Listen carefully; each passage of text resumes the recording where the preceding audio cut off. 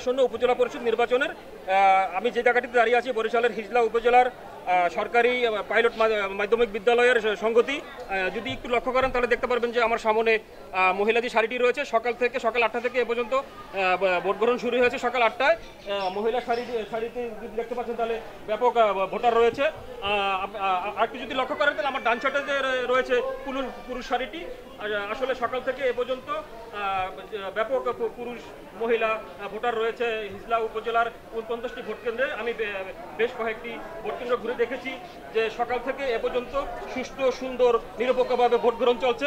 কিছু হলেও দুই একটা ভোট কেন্দ্র ফাঁকা থাকলেও এ পর্যন্ত 12টা বেজে বেশ টাইম হয়েছে এ পর্যন্ত রয়েছে যে মহিলা পুরুষ সম্মিলিতভাবে ভোট দিচ্ছে।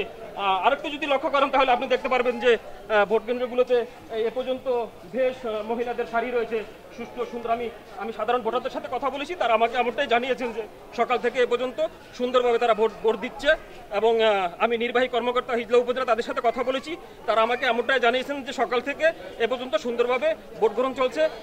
হিজলা উপজেলায় প্রতিটি ভোট কেন্দ্রে প্রশাসনিক ভালো ব্যবস্থা রয়েছে এবং রয়েছে 12 জন নির্বাহী ম্যাজিস্ট্রেট।